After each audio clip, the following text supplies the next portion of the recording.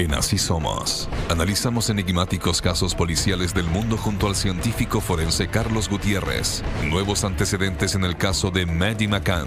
Fiscal a cargo de la investigación en Alemania asegura tener pruebas materiales que comprobarían la muerte de la menor. Investigaciones habrían determinado que el recluso alemán está relacionado a la desaparición de Maddie McCann.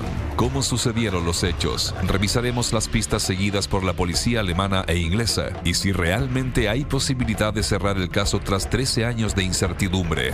Además, todos los detalles de la confesión del asesino de Twitter. Joven japonés mató a 9 personas que contactó vía redes sociales. ¿Cuál era el modus operandi? La policía realizó terribles hallazgos en la casa del homicida. ¿Cómo llegó a ser un asesino serial? Todo esto y más, hoy, en Así Somos.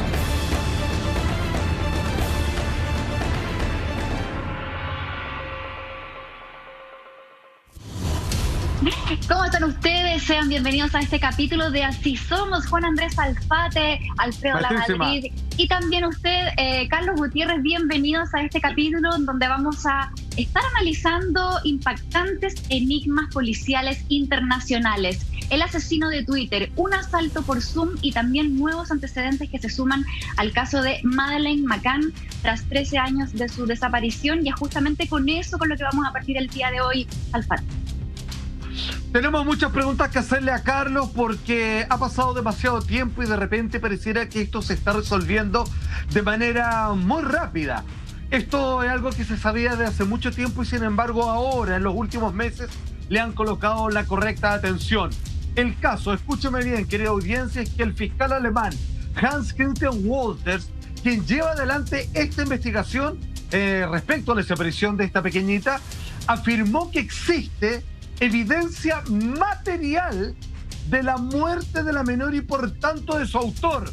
Invoco a Publimetro.cl que lo coloca de la siguiente manera en sus titulares. Dice: fiscal alemán afirma, existen pruebas absolutamente irreductibles, materiales, concretas, de facto, sobre la muerte de Madeleine McCann. Según consigna el portal de la Deutsche Welle, aseguró además que solamente faltarían pequeñas piezas del rompecabezas para acusar, escucha este nombre, que va a comenzar a salir en todas partes cuando finalmente se resuelva el caso, Christian B. Así lo ponen mientras tanto, tras la desaparición de esta menor en el balneario portugués Praia de Luz en mayo del 2007. Y aquí, Carlos, hacemos de inmediato la pregunta: ¿qué hace que de pronto todo se acelere y esto pareciera estar a punto de resolverse con toda la cantidad de teorías con que estaban estas familias reunidas justo donde en el bar habían personas que habían sido acusados de casos de abuso de menores,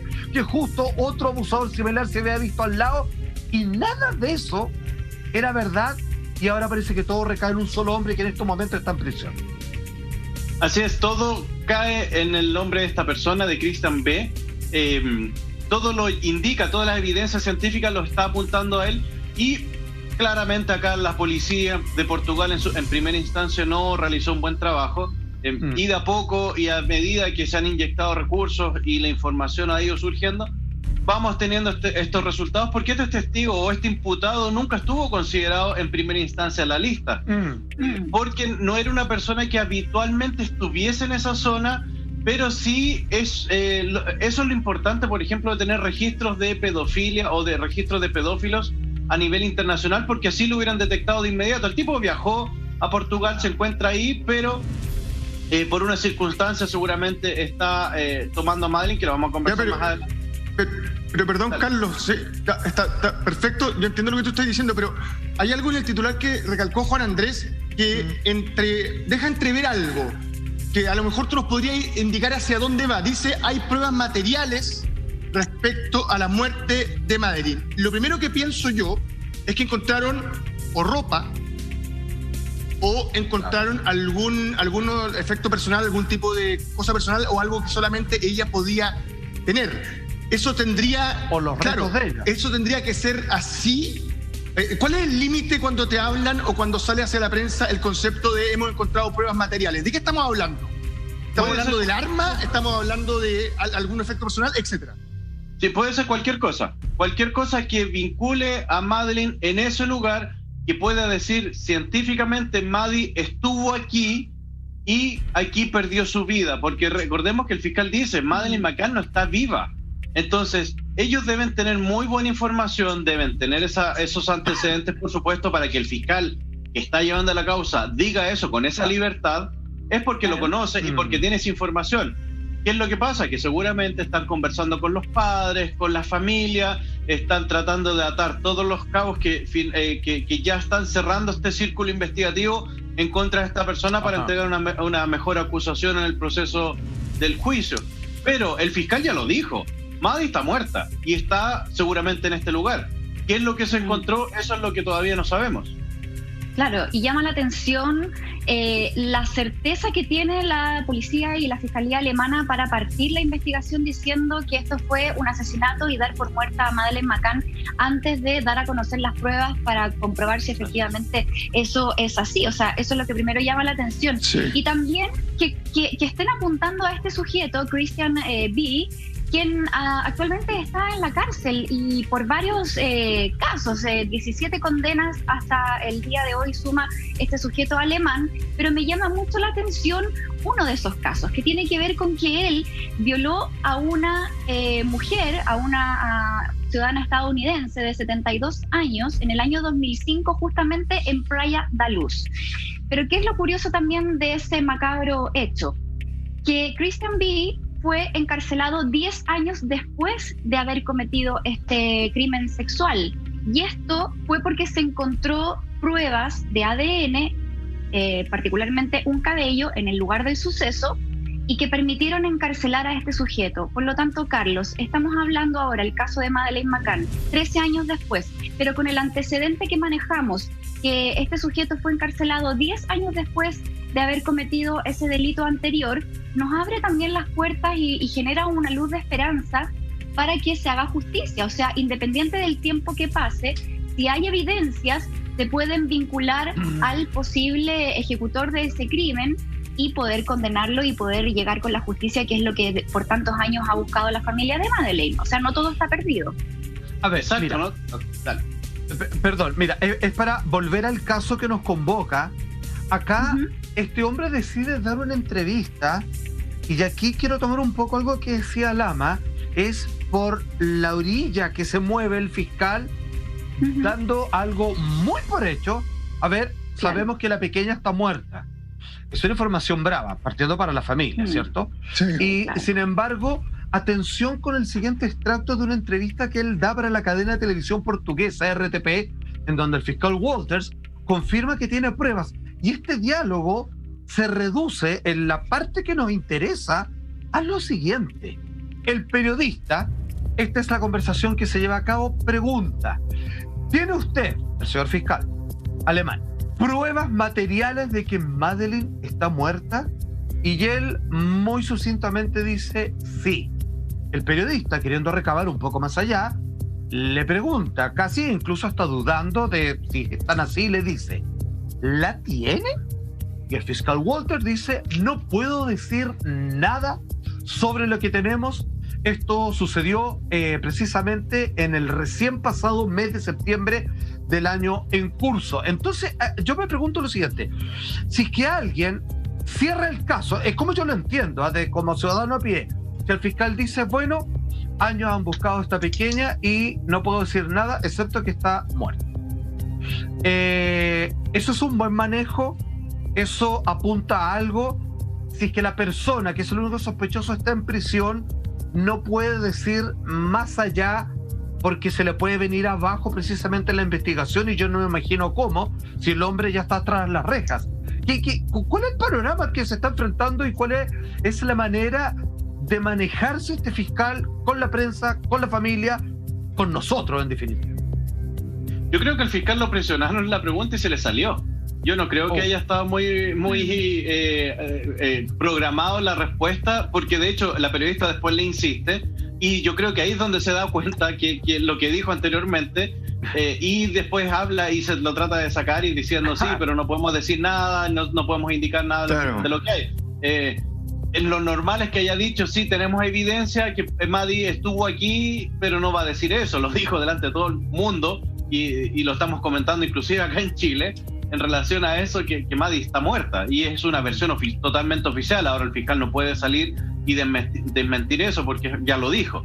Entonces, independiente que hayan transcurrido 13 años, va a ser muy importante los medios de prueba que se encuentren. Sabemos y tenemos experiencia de otros casos, lo hemos conversado aquí en el programa. Por ejemplo, el Golden State Serial Killer, pasaron 40 años y se resolvieron los casos igual, y ya está condenado. Se condenó hace menos de un mes atrás a 11 cadenas perpetuas. Entonces aquí podemos tener lo mismo. La evidencia científica está, se va a encontrar evidencia. La policía alemana ha trabajado muy bien el lugar donde estaba Christian B., y a lo mejor puede que incluso no solo hayan encontrado evidencias de Maddie, sino que puede haber encontrado evidencias de otras personas también, porque este tipo era un depredador sexual. Ya sabemos que ya está detenido por violar a una anciana americana, y además la grabó, y gracias a ese video logró la detención. Entonces, ¿quién se graba violando a una persona? Ese es el nivel de perfil psiquiátrico y psicopático que estamos hablando de Christian B. Entonces, perfectamente, no solamente puede estar Maddie en ese lugar, sino que pueden haber otras niñas también. Exacto. Ahora, la Montserrat decía algo que ya llamativo en su intervención anterior, que me dejó por lo menos pensando. Ella en el fondo lo que te está diciendo es que de años después lo encarcelan porque aparece un cabello en la escena del crimen. Que me parece que, si tú me lo preguntáis, es como una aguja en un pajar. Que increíble encontrar un cabello de otra persona 10 años después en la escena del crimen.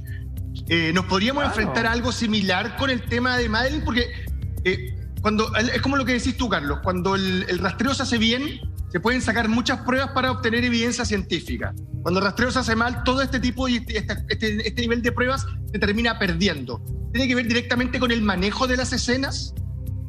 Exacto, las escenas y el conocimiento que tiene la policía para manejar esa escena es fundamental, porque el policía puede tener toda la voluntad del mundo, y lo hemos visto acá y en muchos casos, la máxima voluntad y querer hacer las cosas bien, pero si no tienes el conocimiento de saber qué evidencia se puede levantar, las herramientas tecnológicas de que esas evidencias que puedes levantar las puedes analizar con este otro tipo de equipo, ya se nos va cayendo y vamos perdiendo tiempo y tiempo valiosísimo, y se puede ir destruyendo evidencia. Entonces, ¿se acuerdan que cuando conversamos este caso hace algunos meses atrás, hablamos de los vehículos también que están involucrados o que hay sospechas? Evidentemente puede haber evidencia aún ahí entre medio de los asientos, se deben sacar los tapices, se deben buscar bien los elementos. Entonces, siempre puede haber algo, lo que pasa es que hay que buscarlo bien. Y hay que tener los elementos para... Exactamente, hay que saber buscar, es la mejor palabra.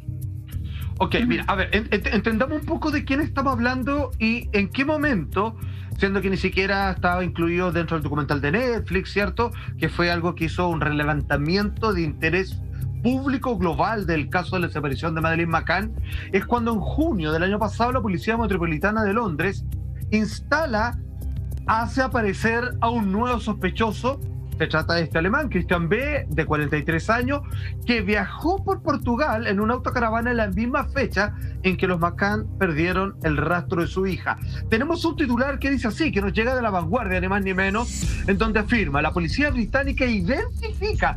Son bien poco diplomáticos con las palabras, o sea, claramente esto huele a caso cerrado. La policía británica identifica a un recluso alemán como sospechoso en el caso de Madeleine McCann. Si esto yo lo uno con el fiscal, esto ya parece que está completado. De acuerdo con Scotland Yard, habría estado en el lugar y a la hora donde la menor fue vista por última vez. De hecho, su presencia en el lugar de los hechos queda confirmada irrefutablemente por una llamada realizada por el presunto culpable a través de una antena de telefonía móvil. Ahí lo triangularon, y el sospechoso, como decíamos, ha sido identificado por los medios alemanes como Christian B., y que está actualmente cumpliendo pena en Alemania por un caso similar. Vamos a hablar de este personaje que lo estamos viendo en pantalla. Por última vez voy a plantear lo siguiente. No me deja llamar la atención que cuando esta pequeñita desaparece en este lugar de recreación veraniega de sus padres con un grupo de amigos, en ese momento, en ese lugar, aquella noche, habían 3 depredadores sexuales previos en el mismo lugar al mismo tiempo. ¿Qué es eso? O sea, habían 3 personas, 2 de ellas condenadas por lo mismo que este hombre alemán que ahora está en prisión. ¿Eso puede explicar, Carlos, que esto haya demorado tanto y que se haya dado una alineación de planetas horrorosa de que habían personas pedófilas rodeando a esta pequeña y por eso esto se ha demorado tanto? ¿O es una casualidad cósmica esto que planteo? Yo creo que se dieron cuenta de esta casualidad, pero se tardaron mucho. El proceso investigativo es bastante extraño en todo este tiempo. Si bien es cierto, las redes de pedofilia son redes muy cerradas, pero las policías manejan esa información. Las policías saben cómo ingresar a estas redes de pedofilia, tienen gente infiltrada, por supuesto, y se van viendo. Pero tenemos que entender que los pedófilos no es que exista un tipo de pedófilo, sino que existe una amplia gama de pedofilias con diferentes parafilias dentro de ellas. Entonces, ahí es donde nosotros tenemos que empezar a enmarcar estas personas, o lo que yo hubiera hecho como investigador, que es estas personas que se encontraban trabajando en ese resort, qué tipo de pedofilia practicaban, a qué tipo de parafilia era para menores, para gente del mismo sexo, del sexo opuesto, etcétera. Todos esos antecedentes. Y este perfil, y sacar el perfil de Christian B. y saber cuál es el tipo de parafilia y de pedofilia que él practica también. Entonces, porque hay diferentes tipos de pedofilia, hay pedófilos reconocidos internacionalmente, por ejemplo Michael Jackson, y él tenía un tipo de parafilia muy específica con menores del mismo sexo. En el caso de Christian B., si es la persona que está siendo imputada por este delito, claramente él tiene una parafilia que va orientada a menores de otros, del sexo opuesto. Entonces, hay que ver esos antecedentes, pero sí, me suena que se tardaron mucho. Se tardaron mucho en analizar las personas que trabajaban en este resort y ver si es que estaban realmente conectados o no. Yo creo que estaban buscando una pista y les apareció este Christian B. y se empezaron a dar cuenta que era el perfil que se acercaba más, y obviamente ahora ya tienen evidencia en contra de él. Claro, no solamente el perfil, sino que también lo geolocalizan en el lugar a través de esta llamada telefónica, a través de la triangulación, logran dar con este sujeto ese mismo día, en esa hora y en ese lugar. Ahora, al analizar este perfil, como tú bien dices, Carlos, de Christian B., es muy complicado porque él ha tenido distintos casos, desde agresiones, robos, drogas, violaciones. De hecho, su primer caso fue en el año 94. Cuando ¿el primer sospechoso entonces? Pero imagínate, él tenía recién 17 años y cometió abuso contra un niño. Entonces, tienes acá el perfil de un tipo que es capaz de abusar a un niño, es capaz de abusar a una mujer adulta mayor, es capaz de de traficar drogas, de hacer robos. Entonces es como muy complejo de analizar. De hecho, otra de las pistas entonces como encasillarlo dentro de un perfil se hace bastante complejo, y me imagino que también eso complejiza la investigación. Ahora, hay que sumar otro dato, que él en el año 2017 le comenta a un amigo a raíz de una transmisión que estaban dando en televisión acerca del caso de Madeleine McCann, que se cumplían ya 10 años de su desaparición, y Christian le confiesa a ese amigo, un poco entre copas, que él sabía lo que había pasado. Y el amigo ahí quedó pensando y fue directamente a la policía a constatar entonces esta declaración que le había hecho Christian en ese entonces. Y parece que también, sumando todos esos antecedentes, es porque se llega a tener como sospechoso hoy día a este alemán de 43 años. Ahora la pregunta es quizás ¿desde cuándo lo vienen siguiendo? ¿Se sabe más o menos cuánto tiempo llegó con dar con su nombre? Porque nosotros lo supimos ahora, hace unos meses. Pero ¿cuánto tiempo lo venían investigando? Sí, eso es súper bueno, que la gente y la comunidad pueda ayudar. Eso es lo que la gente busca, y las policías, por supuesto, buscan, que seamos una comunidad en conjunto y podamos aportar cuando tengamos antecedentes. A este personaje lo vienen siguiendo hace muchísimo tiempo. Lo que pasa es que la policía portuguesa nunca lo tuvo como sospechoso, pese a que la policía la policía británica lo tenía como sospechoso, pero la policía alemana no lo había considerado en primera instancia. Entonces ahora llegó mucho más información, se dieron cuenta realmente los alemanes dijeron, parece que es verdad lo que teníamos información hace mucho tiempo, parece que ustedes tenían razón, empecemos a analizar y empecemos a seguir a este tipo, y ahí obtienen las triangulaciones telefónicas, se dan cuenta que estuvo justo en el lugar, la fecha y en la hora cuando desaparece más. Estaba fácil en realidad. Es que eso, ¿sabes qué? Eso es lo llamativo. Perdóname, estamos hablando de un balneario donde va gente que tiene un buen nivel adquisitivo. No es un balneario que es barato. ¿Ya? Primero.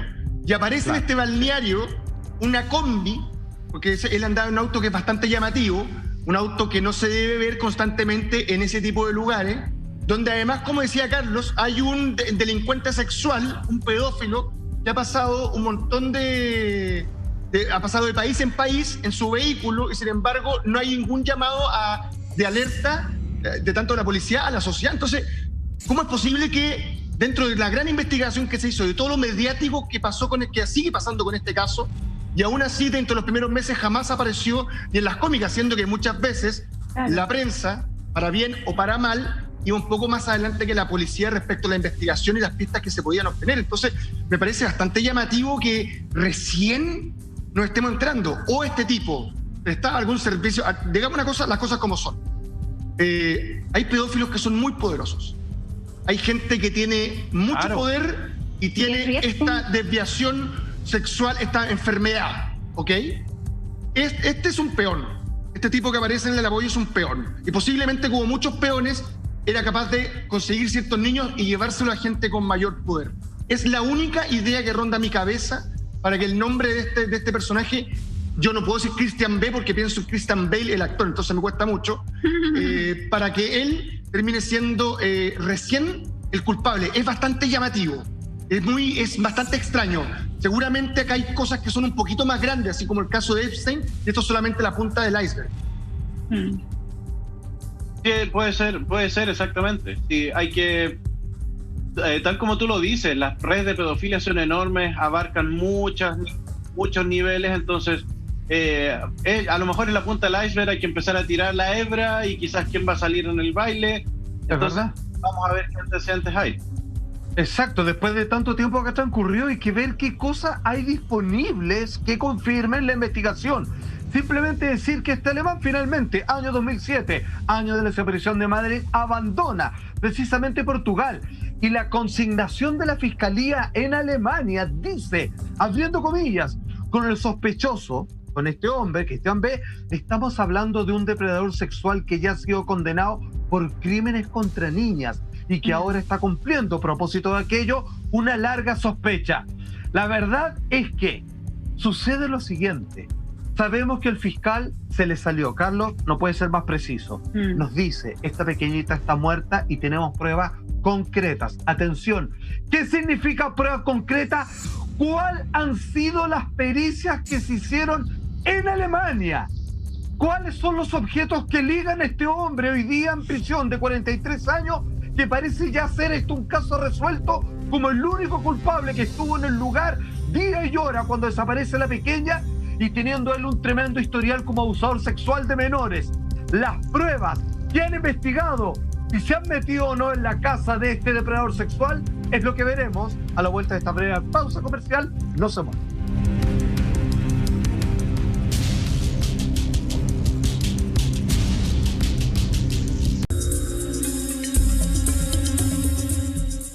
Ya estamos de regreso esta noche junto a ustedes en Así Somos. Estamos hablando de los últimos antecedentes del caso de Madeleine McCann. Para eso seguimos con nuestro especialista y cientista forense Carlos Gutiérrez. Tú puedes comentar con nosotros a través de nuestro hashtag que ves ahí en pantalla, ASEnigma. Tenemos una noticia para todos ustedes porque a partir de mañana a las 11 de la mañana tenemos un nuevo programa aquí en nuestra parrilla de la red. Atención. Este no es un comercial de café. Este es un programa que va directo al grano. Café cargado. Cargado de actualidad. Cargado de polémicas. Cargado de invitados. Y también cargado de buena onda. Café cargado. Estreno sábado 3 de octubre, 11 horas. A partir de mañana, entonces, a las 11 de la mañana, Café Cargado junto a Checho Irane por las pantallas de la red, por supuesto. Retomamos entonces y volvemos a los nuevos antecedentes que han surgido en torno al paradero de la pequeña Madeleine McCann, quien hoy tendría 17 años. La policía alemana la da derechamente sin vida, la declara sin vida, y por eso también han tenido a los efectivos alemanes bajo una búsqueda bastante compleja y profunda, ¿cierto? Que dice que Madeleine McCann finalmente habría fallecido en manos del sospechoso alemán Christian B. Salfate. Ahora, hay un antecedente que aquí no te quiero poner en apuros, Carlos, pero empieza la cosa a ponerse rara. Insisto, esto, a como suena, es caso cerrado y era tan fácil. Entonces aquí tengo mis sospechas, pero hay un elemento que aquí es donde, como decía el fiscal, la pieza que falta en el rompecabezas rara. Atención, las autoridades británicas, por su parte, cuando el hombre ya está encarcelado, que tienen pruebas concretas, pero los británicos están buscando información sobre la camioneta, esta combi, ¿cierto?, que pasó 3 fronteras, 3 países, para llegar a Portugal y al parecer salir con la niña cruzando por 3 países. Y otro vehículo, ojo con este dato, marca Jaguar. O sea, te voy a comprar una casa en la playa, te compras este auto. Que utilizó el sospechoso y que fue transferido, ojo con esto, a nombre de otra persona el día después que la niña desapareció. Los investigadores británicos aseguraron, abro comillas, alguien por ahí sabe mucho más de lo que está dejando ver. Los alemanes, caso cerrado. Los británicos, espérame, aquí faltan cosas. Este hombre tuvo la posesión de un auto costosísimo, impagable para la mayoría de los mortales, y el día es traspasado a una persona que no sabemos quién, que pudo poder adquirirlo, imagínate lo que pagó por eso, y ahora el auto está inubicable. La están haciendo corta, Carlos, te lo pregunto de una, y le están echando la culpa al rival más débil, o tenemos que volver para atrás porque esto es más complejo. Y aquí, una vez más, volvemos a poner de sospechosos los papás, la gente del barman, el psicópata asesino que se murió en Suecia, en Noruega, no me acuerdo dónde, etcétera, etcétera. Y en realidad esto está lejos de ser tan simple como parece. Yo te voy a agregar otra interrogante. A ver. ¿Es imposible que una persona pueda manejar 2 vehículos al mismo tiempo? Al mismo tiempo. Entonces tienes un Jaguar en la escena del crimen, y tienes una combi en la escena del crimen. ¿Quién los manejó? O sea, el tipo dejó un auto, después se fue volando a Alemania y se vino manejando en el otro, lo adquirió allá. Son cosas que nadie las sabe. Entonces, o andaba acompañado, andaba solo, seguimos preguntándonos más. El Jaguar habla de un tipo con alto poder adquisitivo. Sin duda. Entonces, un tipo poderoso, quizá un tipo que están cuidando, entonces. Exactamente. ¿Quién lo compró? Si hay un registro, vayan a interrogar a la persona que compró el vehículo, por qué lo compró, en cuánto lo compró, a quién se lo compró, porque los papeles y el nombre va a estar ahí. Pero puede haber dejado el papel, los documentos firmados, y fue otra persona y otra persona llevó el vehículo. Claro. ¿Ese vehículo tiene evidencias o no? Lo están buscando, por supuesto, por eso no lo han periciado. La combi, ¿qué encontraron dentro de la combi? Ya sabemos que la combi fue en el vehículo en que se traslada este sujeto y vuelve a Alemania, pasando todas estas fronteras. Nadie lo para en las fronteras, con un menor de edad, una niña, dentro del vehículo que no es su hija, no tiene ningún papel para ingresar, y así de fácil pasan menores y así de fácil pasan personas entre la frontera de Europa. Perdón, poner una hipótesis. Y si la niña fue traída a Alemania en el Jaguar, y es una persona tan poderosa que no le piden papeles, y por ejemplo tiene una inmunidad diplomática que podría costearse ese auto, y por eso uno dice, ¿cómo pasó una niña por 3 países? Porque quizá iba en el otro auto y este hombre la buscó para esta otra persona, esta niña. No sé, se me ocurre. Exacto, como te digo, son más dudas. Va generando dudas. Dentro de la casa de este personaje que está detenido en Alemania, ¿qué encontraron que había en la casa? Era la única menor. Te insisto, pasaron muchas fronteras, controles fronterizos que son exhaustivos, independiente que esté en Europa. Uno tiene que pasar por un control fronterizo para estampar el pasaporte y todo eso. ¿Nadie vio a la niña? Qué raro. Es que eso es... además, perdona, de formación cinematográfica, yo escucho que hubo un cambio de auto y eso es tráfico. Es ir no dejando huella, es ir cambiando la huella. Pasáis de una combi a un auto de lujo. Claro, por eso te digo, es bastante llamativo. Ahora, me parece que lo del auto de lujo que aparezca va a ser bastante complejo.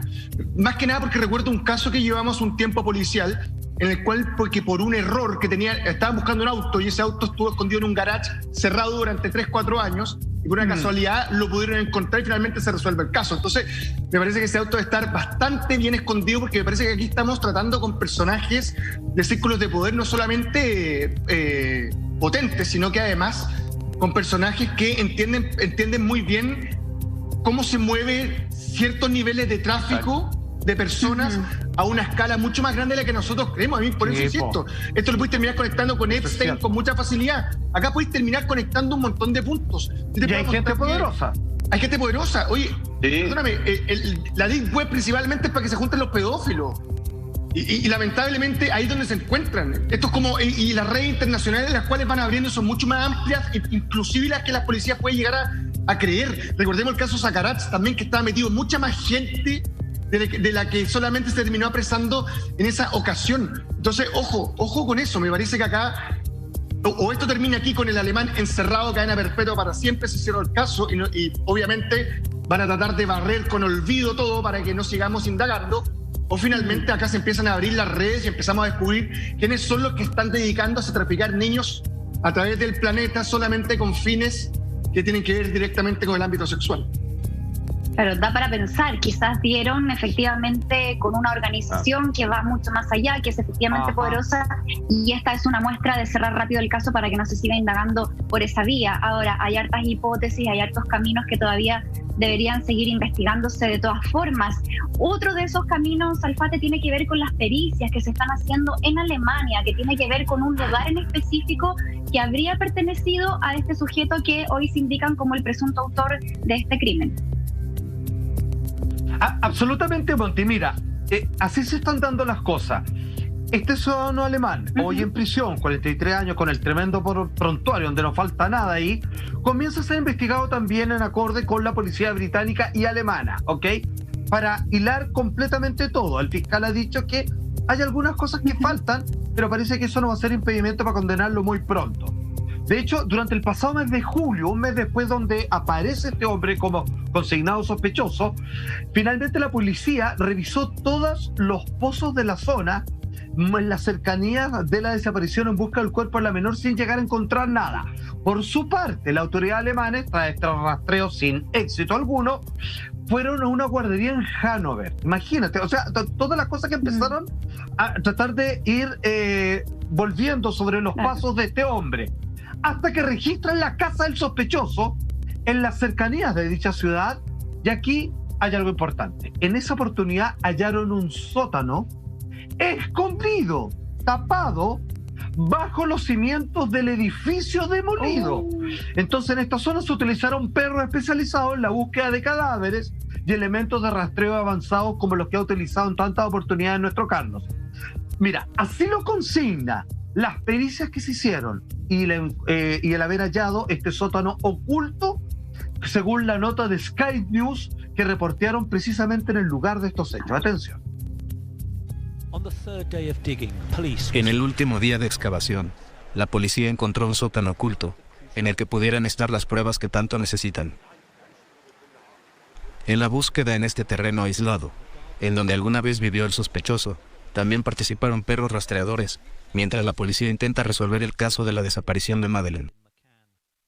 Los agentes de la policía sacaron escombros y tierra de un agujero de 15 metros de ancho. También usaron un radar de penetración en el suelo y un dron. Sacaron 3 contenedores llenos de escombros. Oye, bastante llamativo, perdón, maestro, que me meta así de golpe, pero bastante llamativo lo que está diciendo la nota. Primero, ahí te das cuenta que muchos de estos abusadores sexuales tienen el mismo modus operandi, que son estos sótanos, donde pueden aislar finalmente el sonido. Y acuérdate de este tipo en Cleveland que tuvo una mujer durante 18 años en el sótano de su casa, eran 3, perdón. En Suecia también, el tipo que tenía nietos de su Exacto. Y por otra parte, vimos que ahí, bueno, el dron sabemos lo que es, pero tenían otro tipo de aparato, Carlos, que parece que es para estudiar el suelo. ¿Cómo funciona? ¿Qué información te entrega? Exacto, eso es un georradar o un radar de penetración. Es el mismo radar que yo traje para encontrar a Fernando Maciel, que acá las policías no tienen, ni nadie tiene en Chile, sino que somos muy pocos los que tenemos acceso a ese tipo de equipo. Y básicamente ese georradar, ¿qué es lo que hay? Tenemos la planta, el piso, el suelo normal, y el georradar va marcando señales y va mostrando, ok, aquí el suelo está normal, no hay ninguna anomalía, y el radar empieza a marcar de inmediato como un electrocardiograma cuando hay una alteración en el piso. Una construcción, alguien removió el piso, una cañería. ¿Qué profundidad? Hasta 7 metros. ¿Dónde le...? Perfecto. Hasta 7 metros. Entonces, la duda y lo que empezamos a ver acá, esto era un edificio que estaba demolido, pero ¿quién financia que haya estado todo esto abajo? Afortunadamente la policía en Alemania contaba con todos estos elementos y no se les pasó este subterráneo. Ya hemos visto millones de casos acá, lamentablemente, donde a la policía sí se les pasa las cosas y están finalmente ahí por no tener esta tecnología. Entonces, son muchas interrogantes. ¿Cómo este personaje, que era un ladrón común y corriente, aparte obviamente de ser pedófilo, tenía este acceso a esta cantidad de dinero para mantener una bodega o un subterráneo en esas condiciones, en ese lugar? ¿Quién le pagaba la renta? ¿De quién era el dueño de esa propiedad? El tipo tenía un Jaguar, tenía 2 vehículos. ¿Qué pasó con el dinero de ese Jaguar que vendió? Entonces, era un soldado de otra gente, entonces. Exactamente, es un soldado. Yo creo que es un soldado. Claro. Wow. Yo creo que ahí uno empieza a unir esta información y empiezan a aparecer estas respuestas también, porque claramente un sujeto que anda itinerante por Europa, que no tiene lugar fijo, que no tiene tampoco recursos, porque no trabajaba, digamos, se manejaba en este mundo delictual de las drogas, de los robos, entre otros delitos también más brutales como violaciones y asesinatos. Entonces, aquí uno dice, efectivamente, alguien lo habrá financiado.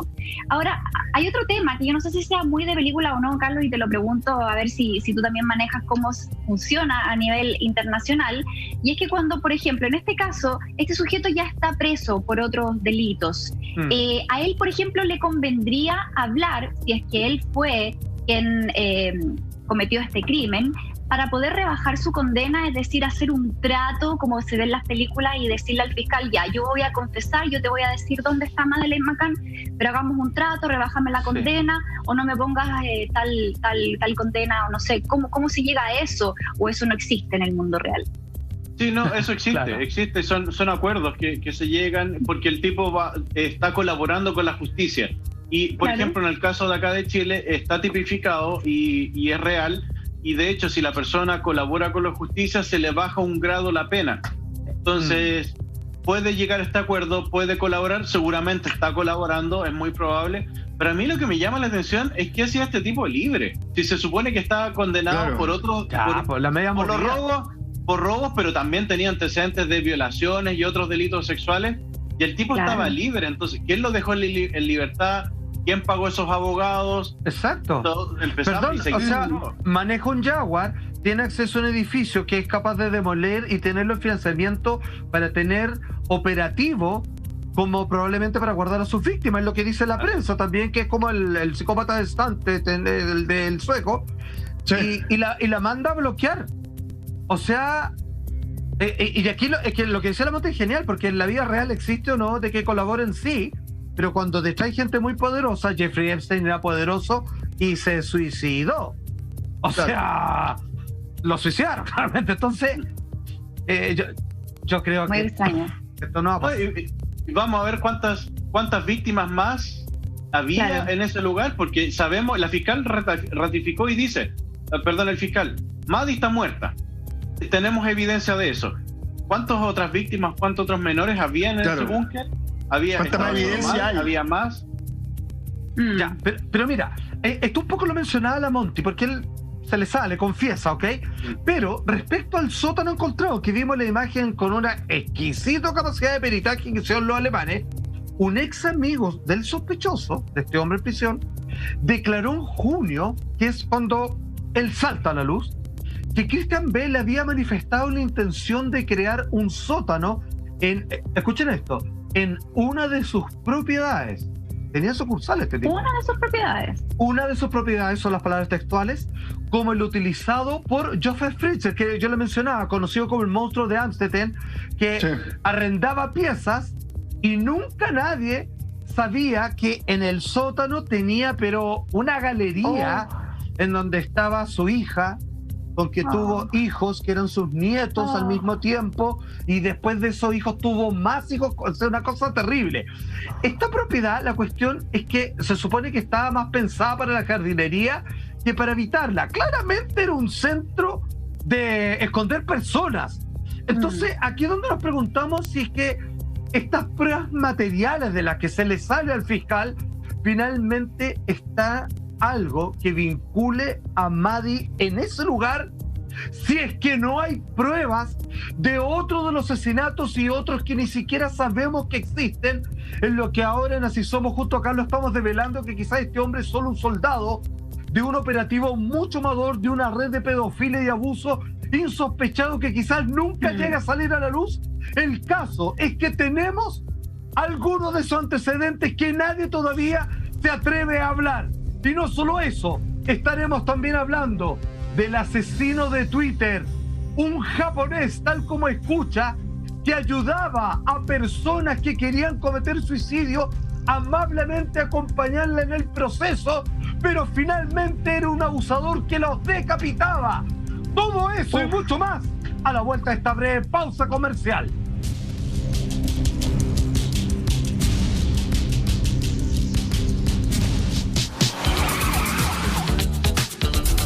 Este lunes 5 de octubre empezamos una nueva temporada de Así Somos. 15 años junto a ustedes en el trasnoche más importante de la televisión chilena. Líderes mundiales, teoría de la conspiración y esos temas que a ti te importan. Nuevas secciones, entrevistados exclusivos y todo con el ADN de Así Somos. Así Somos, 15 años. Analizando enigmas policiales internacionales, y con respecto al caso de Madeleine McCann, la Fiscalía alemana ya la da por muerta y por lo mismo han estado haciendo algunas pericias en Alemania, removiendo ahí algunos terrenos para ver si se encuentra finalmente con alguna prueba concreta que al parecer ya estaría en manos de la Fiscalía, pero que aún no pueden dar a conocer públicamente. Vamos a estar atentos, por supuesto, a cómo continúa ese caso, pero atención porque además tengo una excelente noticia para todos ustedes. Así que, Carlitos, escúchenme bien, Lava y también Salfa. ¿Supieron que en nuestro programa Hola Millones pueden ganar hasta 3 millones de pesos? Sí. Pero claro que sabíamos, Mon. Y es más, explíquenle a todos en la casa cómo se inscriben, cómo participan de Hola Millones para llevarse ese porcentaje del sueldo de Roldán que hoy día no vino a trabajar. No vino, pero gana igual ese sueldo, ojo. Mira, entra a holamillones.cl o escanea el código QR que estás viendo en este momento en pantalla y por solo 500 pesos puedes ganar hasta 10 millones de pesos en la página web jugando en la rueda millonaria, y además vas a tener la oportunidad de que te llamemos en vivo y en directo desde nuestro programa. Es así de fácil. Te esperamos todos los días a partir de las 6:30 de la tarde y no te olvides que puedes jugar 24/7, claro, porque siempre vas a estar dentro de nuestra base de datos www.holamillones.cl. Entra ahora, entra a ganar. Muy bien. Un fuerte aplauso. Bueno, en este entonces día de enigmas policiales nos vamos a otro tremendo caso que tiene que ver con un asesino de Twitter, Salfate.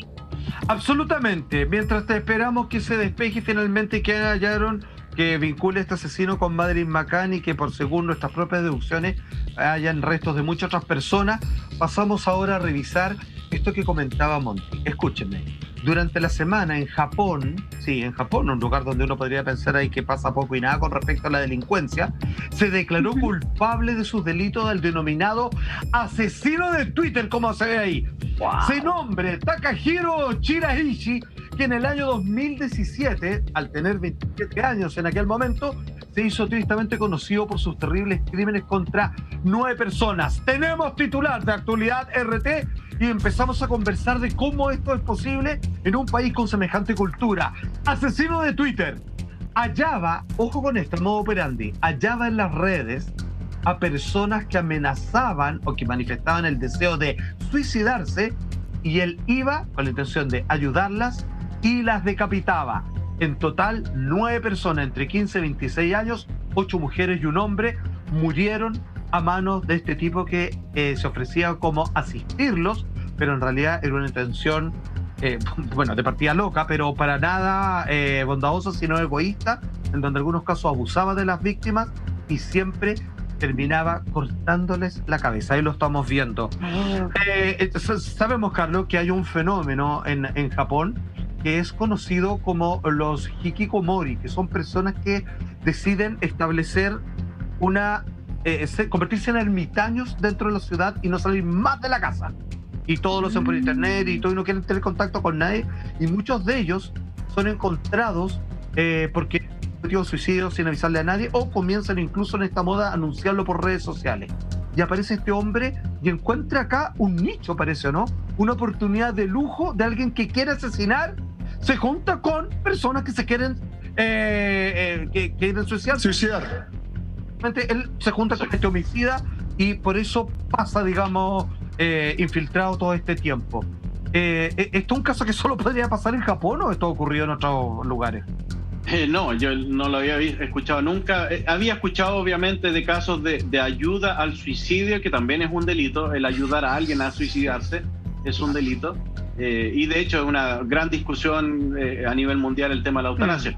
Pero esto de llegar una persona a, ¿sabes qué? Me quiero suicidar, ¿por qué no me matas tú? Porque no tengo el coraje de hacerlo. Va y viene y lo decapita. Es que eso no lo había visto nunca. Pero es que claro, es que lo decapita, porque tú dices, ya sabes que lo va a ayudar a... Claro, pero decapitarlo es como... Se los da en bandeja, Claro, por eso te digo, hay casi como una suerte de, perdón lo que voy a decir, pero como de placer del tipo que estaba cometiendo este asesinato. Hay una cosa ahí demoníaca, perdóname, decapitar a una persona. No, algo que, para empezar, no es como se ven las películas. No es como que... ¿Cachai? Entonces, no sé, me parece bastante crudo. Es que, perdón, es que lo que pasa es que yo creo que el cine ayuda a mal entender las cosas. No es como que un espadazo lo estás decapitando. Es bastante complejo meter a una persona. Súmale todo lo que tiene que pasar ahí. Hay que tener la sangre muy fría, hay que tener un desorden muy potente para llegar a ese nivel. Entonces, por eso te digo, me parece que es bastante potente y power la historia que se está contando aquí, porque finalmente, más allá de los peligros de las redes sociales, que lo hablamos el otro día, te das cuenta que por más de que tú quieras atentar contra tu vida, hay otro que está dispuesto a cumplir cierto nivel de parafilia, no sé si está bien con la palabra, de fantasía casi erótica de asesinar como a otro. Un sádico y un masoquista, que se juntan los dos, un match perfecto. Exacto, imagínate, y el tipo los cazaba por internet, es decir, él buscaba en la web y estaba atento a todos los para ver a sus futuras víctimas. Entonces igual había un mercado para él. Claro, es como un mercado exactamente para él.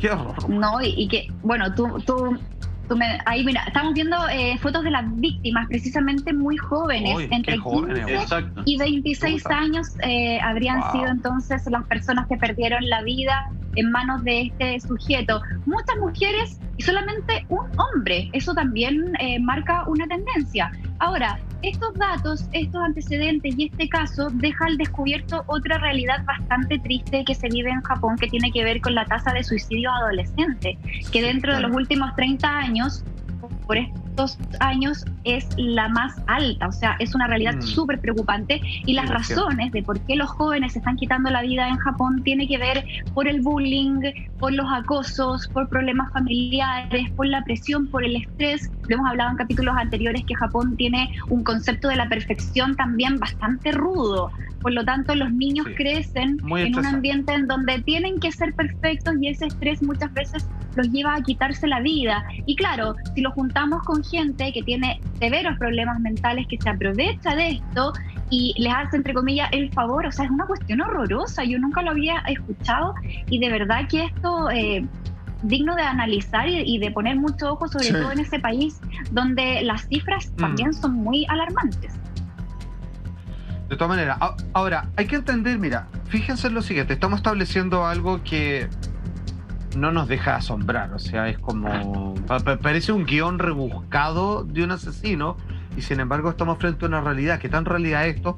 Para que ustedes entiendan, con lo que estaba comentando la Monty, es muy cierto, desde siempre en Japón. Entonces, las autoridades están tratando de legislar sobre eso para impedir el tráfico democrático y libre de compartir ese tipo de deseos, porque también se ha descubierto que se genera como una especie de contagio a aquellos que están dudando, que están pasando un proceso angustioso y deciden encontrar esto como solución. ¿Qué es lo que ¿Qué es lo que sucede? Atención, la policía pudo detener a Shiraishi cuando investigaba la desaparición de una joven de 23 años. Ahí estamos viendo el perfil. El asesino del Twitter le contesta, responde a su publicación prometiéndole quitarse la vida con ella, se iban a suicidar juntos. Y paralelamente los agentes de la Fuerza de Seguridad se pusieron en contacto con otro joven y le pidieron que organizaran el encuentro con Shiraishi, lo que permitió su detención. Este tétrico hallazgo finalmente, donde los restos de estos 9 cadáveres se encontraron en neveras portátiles. Este hallazgo salió a la luz el 31 de octubre del año 2017. Me recuerdo a Jeffrey Dahmer, que él asesinaba a sus víctimas y coleccionaba parte y tenía a veces sus propias cabezas metidas en el refrigerador. ¿Se puede? Maestro. ¿Te fijaste en la foto de perfil de Twitter? Que el dibujo tiene un corte en la garganta. Sí. Mira, absolutamente. ¿te das cuenta? Mira. Claro. Es como que te la está tirando entera. Claro, en una animación, claro, está como saludando, pero al mismo tiempo tiene este corte en la garganta que en el fondo te está diciendo cuál es su modo operandi. Siniestra. Oye, y con respecto a lo que hablábamos recién de todos los problemas que hay con respecto a la depresión, recién hace como 5 años que Japón reconoció que la depresión era una enfermedad física y mental, sí. Y antes no se le daba tanta importancia. De hecho, los antidepresivos eran tabú, no se hablaba de eso. Por eso también como el poco control que hay y la asistencia hacia los adolescentes que fácilmente caen en este tipo de juegos, por así decirlo, entre comillas, porque se ven muy solos, se ven desprotegidos, por lo tanto no ven otra salida y encuentran a personajes que en el fondo quieren apoyarlos en esta cruda decisión, y en ese tipo de personajes encuentran un confort, o sea, encuentran una solución y encuentran finalmente a alguien en quien apoyarse. Entonces es una cuestión súper loca. O sea, es terrible. Ahora, atención, mira, tenemos un titular, Carlos, que te paso inmediatamente, porque luego de 3 años de investigación y juicios, Shiraishi confesó su culpabilidad. Dice ahí, el asesino del Twitter se declara culpable de matar y desmembrar a 9 personas, ni más ni menos. Esto lo admitió frente a la corte de acusación en su contra. Él dijo, sí, todo lo que están diciendo es correcto. Y la defensa, eso sí, apeló por una sentencia reducida, alegando, aquí viene algo complejo, que los crímenes fueron cometidos con la aprobación de las víctimas, porque ya habían anunciado que se iban a suicidar y que se juntaron con él con la intención de cometer precisamente el acto de quitarse la vida. Me parece que es un argumento racional, astuto, pero que no va a llegar a ninguna parte. O sea, yo no puedo pedir ayuda para hacer algo que está prohibido, punto, y se acabó. Y claro, no hay discusión. Sí, no hay discusión, ¿no? Y de hecho este sujeto, por la cantidad de homicidios y los perfiles de las víctimas, evidentemente es un asesino serial. No hay vuelta que darle de inmediato. Sí. El tipo yo lo clasifico automáticamente como asesino serial. Tiene más de 3 víctimas, mismo modo operandi, está claro, es un asesino en serie. Y además él abusaba de sus víctimas, entonces tampoco era tanto favor que le hacía claro. suicidar, entonces era como extraño todo eso. Claro, además si tú me decís, oye, él la ayudó en el fondo en este proceso, lo que dice su defensa, pero esas víctimas estaban de acuerdo que las guardaran en unos refrigeradores portátiles, porque exactamente. ¿Cachai, no? Todo lo que ¿Son viene trofeos eso? Claro, son trofeos. ¿Te acordás que en esta serie Mindhunter explicaban que en el fondo estos distintos asesinos seriales iban guardando, algunos guardaban esto como trofeo, otros visitan la escena del crimen un montón de veces para poder rememorarlo? Son distintas formas de volver a ese recuerdo horroroso en el cual quieren mantenerse en el tiempo. Entonces, me parece que es raro que la defensa... A ver, me parece súper... O sea, yo con lo que te digo, me parece que el caso está cerrado. No, él lo estaba ayudando, perfecto, ellos están de acuerdo, hay un papel firmado que diga, oye, cuando me decapites, porque me estás ayudando, guarda mis restos en un refrigerador portátil. O sea, me parece que acá 2 años para poder llegar a esta situación, me parece que acá se debería terminar. No, es que es un argumento tonto el de la defensa.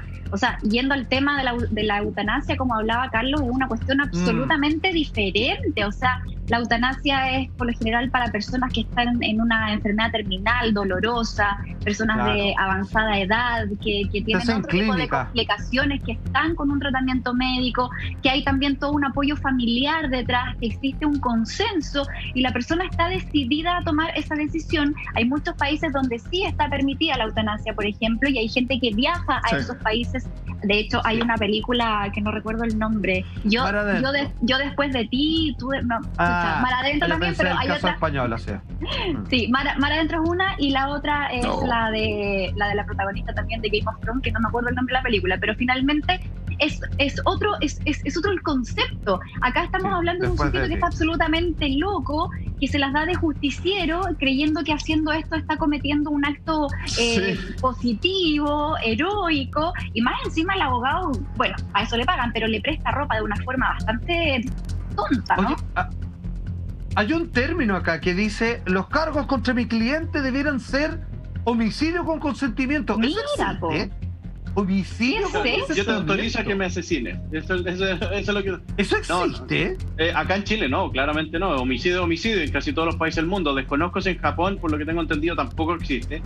Pero es que es ridículo, es totalmente ridículo. Y además voy a autorizar también a que me violes, porque todas las víctimas fueron violadas.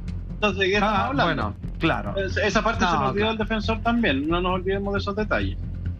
Ahora, que duro el nivel de desconexión. Sí, por supuesto. Es muy complicado. Sí. Ahora, fíjate que lo que dice Lama no es menor. Las autoridades saben que llevaron 5 pruebas psiquiátricas y en el 2018 los fiscales solo recién de aquello determinaron que él sí podía ser juzgado, que estaba en todas sus plenas facultades entendiendo lo que estaba haciendo, y de hecho la acusación es por desmembrar cuerpos, colocarlo en neveras portátiles, por abusar de ellos previamente en 2 casos, y que finalmente él tener esto guardado, que nosotros decimos como trofeo, pero la verdad que aquí viene finalmente la pregunta de que después quiero que desarrollemos, Carlos, si es que ¿cuál es la idea de tener estos recuerdos realmente? ¿Hace algo con esos trofeos? ¿De vez en cuando los revisa? ¿Los mira? ¿Le saca fotos? Eso es lo que quiero entender, pero a ver, haga una pequeña. Vamos a entrar en eso. Oye, la película se llamaba Yo antes de ti, con Emilia. Extraña, y la persona cuando guarda estos trofeos dentro de su casa, es más que nada para recordarse. Estas personas también gozan y disfrutan con eso. Obviamente cuando van cometiendo el hecho van disfrutando, pero también cuando lo recuerdan. Entonces la forma de recordarlo es viendo estas cosas, viendo las licencias de conducir. Muchas veces guardan carteras. En este caso este sujeto guardaba partes de los cuerpos de las víctimas. Recordaba. Sí, pues les robaba además. Desgraciado. También les robaba. Entonces, bueno, a lo mejor cobraba por su servicio. Entonces, Jeffrey Dahmer, recuerden que también guardaba en el refrigerador partes de los testículos y penes y cabezas de sus víctimas. Entonces, los asesinos seriales de estas características tienen esas desviaciones de tener ese trofeo y verlo y decir: yo logré esto. Es como ir y ver la Copa América que ha ganado Chile. Sí, ganamos y se recuerdan, y uno recuerda: yo estaba en tal parte. Es lo mismo. Entonces, pero obviamente es una desviación mental brutal, pero tal como tú lo dijiste antes, a este personaje le hicieron análisis psiquiátricos previos, y está en sus 5 sentidos y no tiene absolutamente ningún problema en enfrentar el juicio, así que ojalá que sea condenado pronto.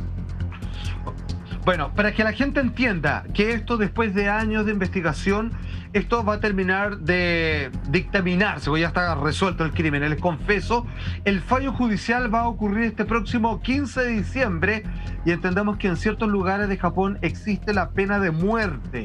Entonces es muy probable que es lo que puede llegar a ocurrir con este personaje nipón. Y atención, usted no lo va a creer hoy en día, así como estamos haciendo este programa, pero que el lunes vamos en directo desde el estudio. Lo que sucede es que Zoom se ha convertido en un lenguaje tremendamente típico para trabajar, para estudiar. Y aunque ustedes no lo crean, se llevó a cabo un asalto en vivo, en directo por Zoom, y gracias al mismo se pudo resolver. La verdad es que mientras estaba en clase, una joven ecuatoriana, con todos sus compañeros y el profe, todos son testigos de cómo entran estos tipos a robar. Lo último que se lleva en el computador, en donde se apaga y deja de estar conectada con la clase. ¿Cómo sucedió esto? ¿Cómo es posible? Y afortunadamente lo que parece haber grabado todo el suceso terminó dando las pistas para encontrar a estos individuos. Los detalles de los nuevos tipos de asalto registrados en Zoom y demás, junto a Carlos, a la vuelta de esta breve pausa comercial. El mundo loco el que vive.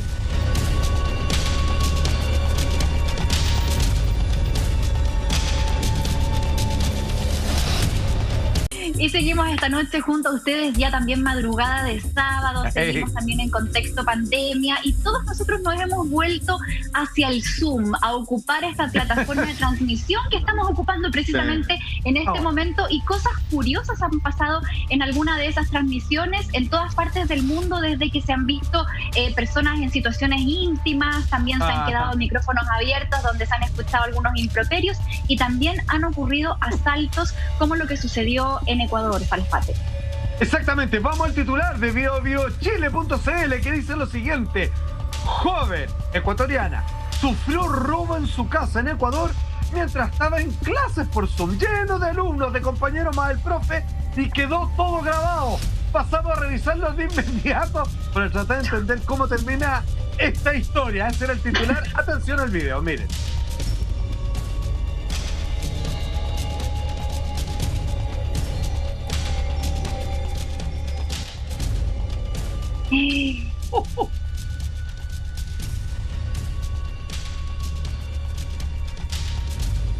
¿Cachaste que le hace como shh, y está con la cámara? Sí, pero está con el pasamontaña el tipo.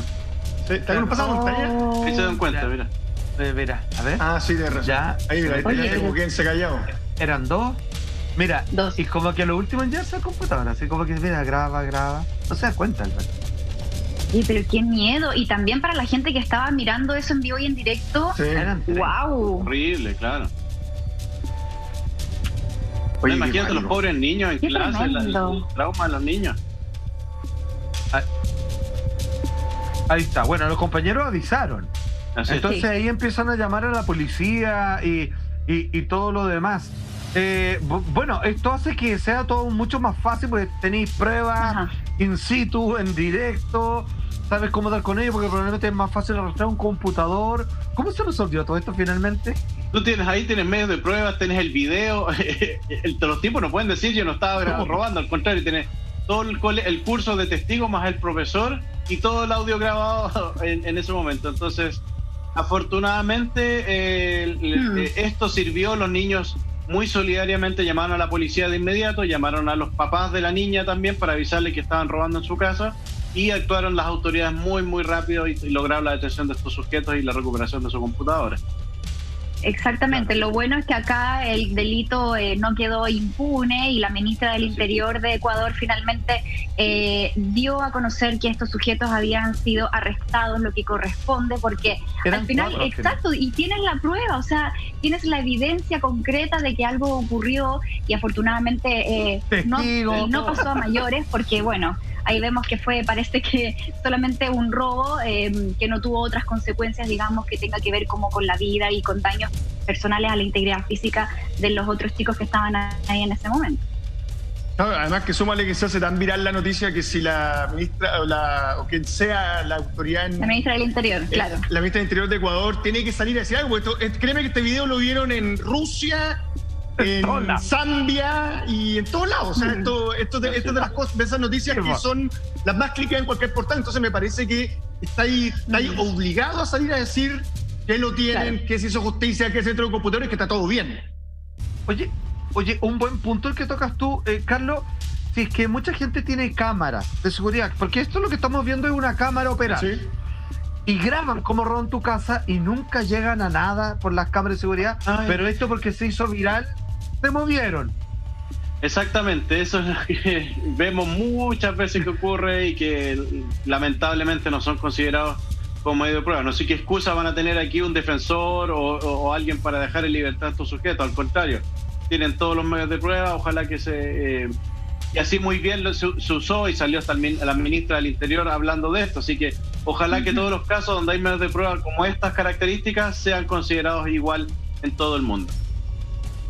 Así es, Carlos Gutiérrez. Bueno, ya estamos llegando al final de este capítulo de Así Somos de día viernes, donde estuvimos analizando y revisando estos enigmas policiales. A partir del lunes, hoy es nuestro último Zoom, porque a partir del lunes 5 de octubre estamos de regreso en nuestra casa, en nuestro estudio. Carlos Gutiérrez, vas a estar con una sección Secretos Forenses. ¿Puedes adelantar de eso? Así es, vamos a estar los martes, vamos a seguir con nuestros martes policiales, por supuesto, en estudio, pero vamos a agregar el día viernes de Secretos Forenses. Vamos a estar conversando sobre las causas y las formas de muerte de muchas celebridades. Vamos a saber científicamente cómo han fallecido y cuál va a ser muy académico. La idea es que la gente aprenda en su casa, por ejemplo, qué fue un ataque al corazón, si a alguien le disparan, qué es lo que ocurre dentro del cuerpo. Vamos a ver todo eso y más, por supuesto, con estos secretos forenses que van a ir todos los viernes en Aquí Así Somos. Maravilloso. Toma. Una temporada recargada, entonces, siempre con nuestro maestro Juan Andrés Alfate, también Bien, maestro. Madrid. Michael Roldán, que ya se incorpora para el próximo lunes. ¡Qué cara de rabia! Te quería, Monte. Ahí nos encontramos. Por supuesto, que tengan un excelente fin de semana. Muchas gracias, tremendo equipo. Y a ustedes por la sintonía. Hasta el lunes a las 00:30. Ahí nos vemos en la red. Chao, chao. Adiós. Chao, chao. Este lunes 5 de octubre empezamos una nueva temporada de Así Somos. 15 años junto a ustedes en el trasnoche más importante de la televisión chilena. Líderes mundiales, teoría de la conspiración y esos temas que a ti te importan. Nuevas secciones, entrevistados exclusivos y todo con el ADN de Así Somos. Así Somos.